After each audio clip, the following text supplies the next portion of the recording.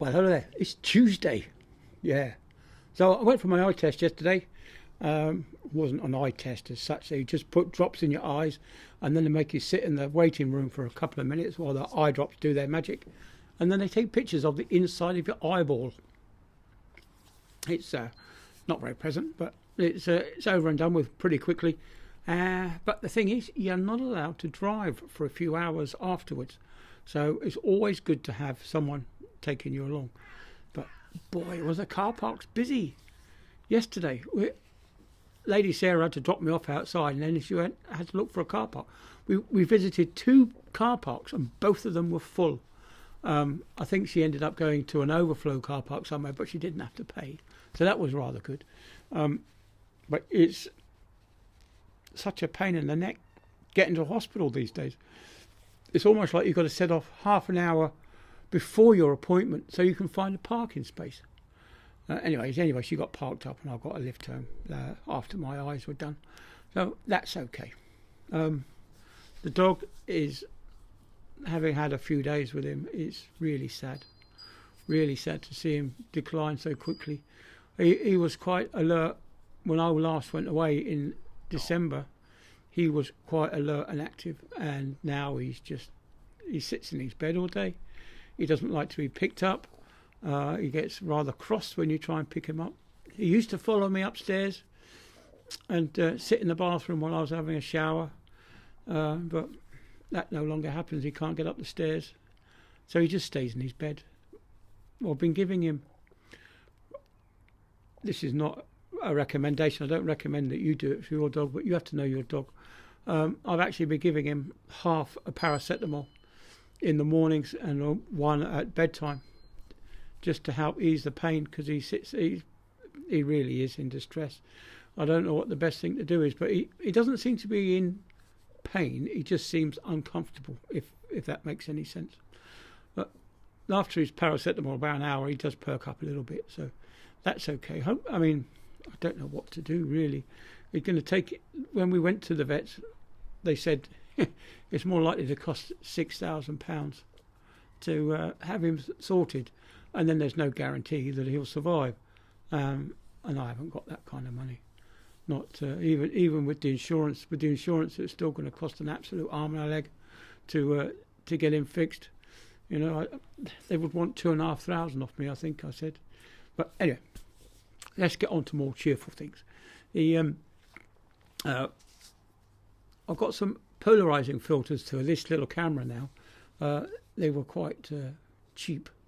Really, considering how much you would pay for a full-size camera, they were pretty cheap. You'd expect to pay probably in the region of a couple of £100 for a full set of neutral density filters for your cameras.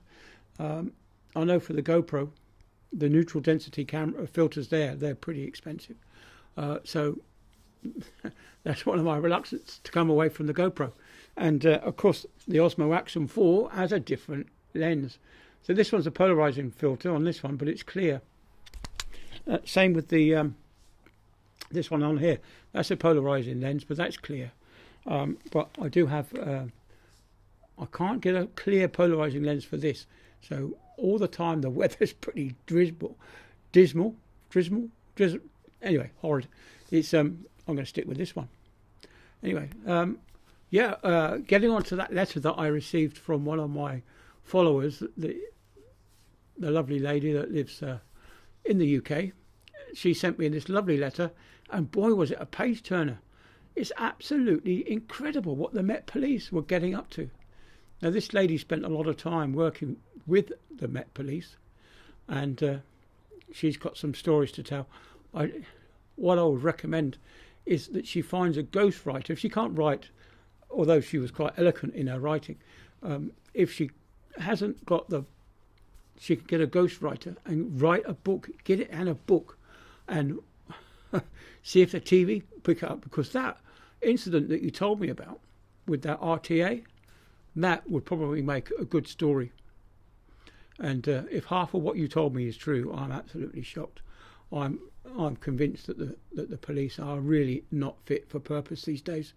They may have been when you went back in time to when we had bobbies on the beat. the police used to know the locals. They would walk round the streets and they would say hello, and they would generally get to know the population. But these days, the police tend to be closeted in their cars, and they drive from A to B, and they don't see anyone. People are the enemy nowadays.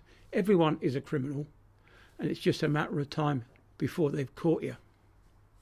But anyway, that's just my opinion of the way things have gone downhill lately.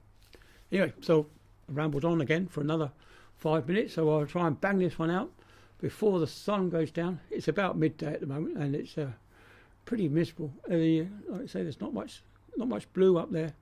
There's a little bit of blue, but plenty of clouds.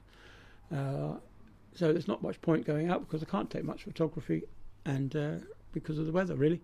So when the weather improves, we'll try and get out. Looking forward to the tulips and the snowdrops when they start coming through. I don't know if they'll happen this month, but I'm going to get out and try and find some later on. Anyway, right, rambled on. See you later. Bye then.